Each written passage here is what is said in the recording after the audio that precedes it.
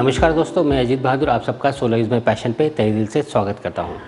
दोस्तों, जैसा कि आप सब में से भी कई लोगों को मालूम हुआ कि भाई grid connect solar rooftop system में मॉड्यूल्स बेसिकली बिजली जनरेट करते हैं डीसी, उसके बाद स्ट्रक्चर उसे होल्ड करते हैं और वहां से कनेक्शंस आते हैं डीसी-डीबी में।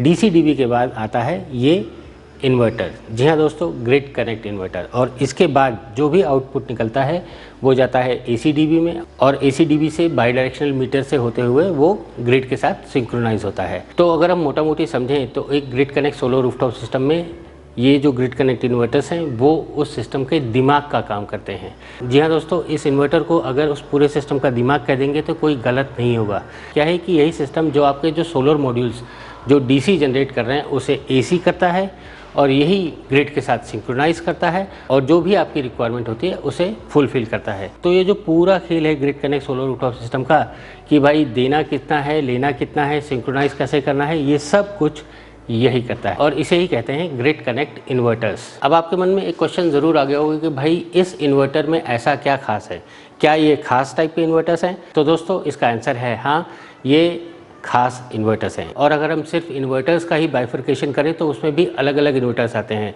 आप लोगों ने भी देखे होंगे on grid inverters, of grid inverters, string inverters, micro inverters और सेंट्रल इन्वर्टर्स। तो दोस्तों ये जितना भी नामकरण हुआ है ये उनके एप्लीकेशंस के हिसाब से या फिर उस रिक्वायरमेंट के हिसाब से उनका नामकरण होता है। फिलहाल जो आप ये मेरे पीछे देख रहे हैं ये 2 किलोवाट का grid connect solar rooftop inverter है जो कि ईवो का है। इवॉल्व का ही एक ब्रांड है जो कि grid connect solar rooftop systems के इन्वर्टर्स बनाते हैं। यहाँ पे उनके पास 1 किलोवाट से लेकर जो आप स्क्रीन पे देख रहे हैं यहाँ तक उनके इन्वर्टर्स अवेलेबल है। अब ये इन्वर्टर्स का सिलेक्शन करते वक्त क्या क्या पॉइंट्स ध्यान में रखना है ये भी मैं आपको बताऊँगा, बट उससे पहले जो कुछ बेसिक क्वेश्चन हैं वो आपको मैं क्लियर कर देता हूँ। अब कई लोगों के मन में क्वेश्चन ये होता है कि भाई जो ऑलरेडी हमारे घर के ऊपर इन्वर्टर्स पड़े हुए हैं क्या हम उसको अपग्रेड कर सकते हैं इस ग्रिड कनेक्ट इन्वर्टर्स की तरह? तो दोस्तों उसका आंसर है नहीं, ऐसा पॉसिबल नहीं है। आपके घर में या मेरे घर में जो भी नॉर्मल इन्वर्टर्स हैं वो ऑफ ग्रिड इन्वर्टर्स होते हैं और उसमें अगर हम SMU यानी कि सोलर मैनेजमेंट यूनिट उसका एडिशन कर दें तो हम उसे सोलर इन्वर्टर में अपग्रेड कर सकते हैं, but not as a grid connect inverter. Grid connect inverter सीधा सीधा मतलब ये होता है कि भाई वो ग्रिड के साथ सिंक्रोनाइज कर रहा है। अब इसको थोड़ा सा मैं और आसान भाषा में समझा देता हूँ। क्या है कि ये आपने देखा ये कंपोनेंट है that is called grid connect inverters और वहीं आपके सोलर मॉड्यूल्स होते हैं जो कि DC जनरेट कर रहे होते हैं, यानी कि बिजली जनरेट कर रहे होते हैं लेकिन वो होता है DC में डायरेक्ट करंट। तो वहाँ से जो भी जनरेट हो रहा होता है वो यहाँ तक आता है और एक तरफ होता है ग्रिड। ग्रिड मतलब कि जो आपके घर में जो बिजली जो अपना MSEB बोल दें या सरकार द्वारा जो दी जाती है उसे ग्रिड होता है और जो खंबे से आती है आपके घर में लगती है। तो एक तरफ से DC जनरेट हो रहा है, एक तरफ से AC आ रहा है।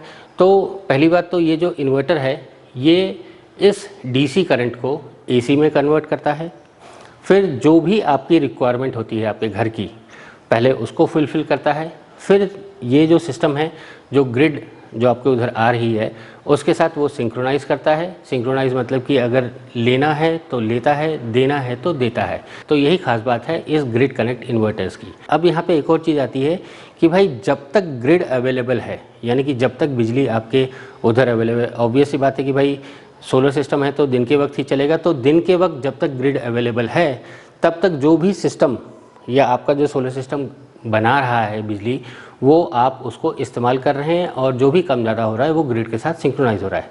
यहाँ पे एक ध्यान रखने वाली बात है कि जब तक ग्रिड अवेलेबल है तब तक ये सिस्टम सिंक्रोनाइज करेगा या लेने देने का काम करेगा और जैसे ही ग्रिड नहीं है तो ये नहीं करेगा, वो वहाँ पे काम करना बंद कर देगा। अब इसे ही बोला जाता है एंटी आइलैंडिंग। एंटी आइलैंडिंग मतलब कि आपका ग्रिड जो है बिजली अगर शायद उसमें कुछ काम हो रहा होगा तो शायद उस कारण कुछ फेलियर हो गया तो उस कारण उसको रोका रखा है। तो उस सिचुएशन में आपका जो सिस्टम जनरेट कर रहा है वो ग्रिड में जाना नहीं चाहिए जिससे कि कोई एक्सीडेंट ना हो। तो ऐसा ना हो उसीलिए इन सिस्टम्स में यानी कि इन ग्रिड कनेक्ट इन्वर्टर्स में एक एंटी आइलैंडिंग की सुविधा दी रहती है या इसे कहते हैं एक टेस्टिंग फीचर होता है या इससे मैंडेटरी फीचर कि जैसे ही ग्रिड चली आएगी ये सिस्टम कट ऑफ हो जाएगा ग्रिड से। तो सबसे पहले ग्रिड कनेक्ट इन्वर्टर्स में यही देखा जाता है कि क्या उसमें एंटी आइलैंडिंग है या नहीं है। फिलहाल इसके अंदर मैं आपको और भी तरीके बताऊंगा कि भाई कैसे एक ग्रिड कनेक्ट इन्वर्टर का सिलेक्शन आप करेंगे, बट ये जो बेसिक क्वेश्चंस हैं वो आपको मैं पहले क्लियर कर देता हूँ। और वहीं कई लोगों के मन में ये क्वेश्चन आता है कि जब भाई दिन के वक्त चूँकि मालूम है कि भाई सोलर सिस्टम चल रहा होता है तभी जनरेट हो रहा होगा, तो और उस वक्त सपोज़ करिए बिजली चली जाती है, तो कई लोगों के मन में क्वेश्चन होता है कि भाई तब भी ये सिस्टम सोलर तो जनरेट हो रहा है या सोलर चल तो रहा है, तो क्या हम उस पावर को यूज़ करके अपनी रिक्वायरमेंट को फुलफ़िल कर सकते हैं? तो दोस्तों उसका आंसर है कि भाई कर तो सकते हैं, लेकिन वो कुछ ही एप्लीकेशंस में।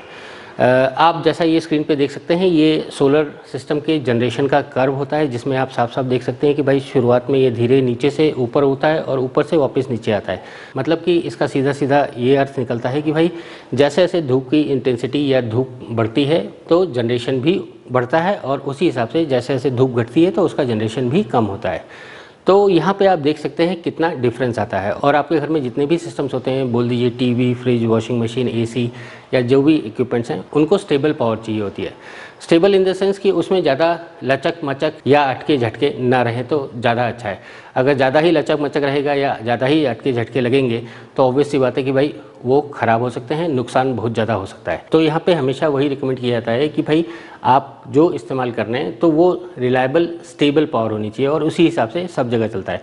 तो ये वाले सिस्टम जो हैं या तो ग्रिड के साथ सिंक्रोनाइज होकर आपकी रिक्वायरमेंट फुलफिल करते हैं, या फिर इसमें जो हायर वर्जन आता है, जो हाइब्रिड वर्जन होते हैं, उसमें वो डीजी के साथ यानी कि डीजल जनरेशन के साथ सिंक्रोनाइज करके आपको आउटपुट देते हैं। या फिर कई कई जगहों पे बैटरीज का भी इस्तेमाल होता है, जिससे कि आपको जो आउटपुट मिले या जो आपको जो बिजली मिले वो कांस्टेंट एक ही स्टेबल हिसाब से मिले, सो दैट उसमें कोई लटके झटके या अटक झटक ना हो, आपके जो इक्विपमेंट्स हैं घर के अंदर वही सही सलामत रहें। और हाँ, उसी तरह से कुछ एप्लीकेशंस होते हैं जैसे कि आपका आटा चक्की हो गया या पंप्स हो गया, जहाँ पे अगर कुछ फ्लक्चुएशंस रहेगी भी तो उससे ज़्यादा कोई फ़र्क नहीं बैठता।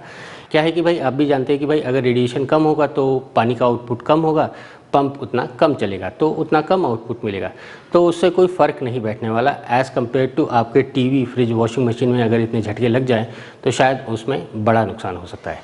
तो ये थे कुछ पॉइंट्स जो पहले मैं क्लियर करना चाहता था। अब आ जाइए मैं आपको बता दूं कि भाई एक grid connect solar rooftop inverter को सेलेक्ट करने में आपको कौन कौन से पॉइंट्स ध्यान में रखने चाहिए।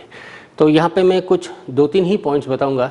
यहाँ पे एक बड़ा अच्छा किस्सा याद आता है कि भाई कई लोग 3 पॉइंट्स को 30 पॉइंट बना देते हैं।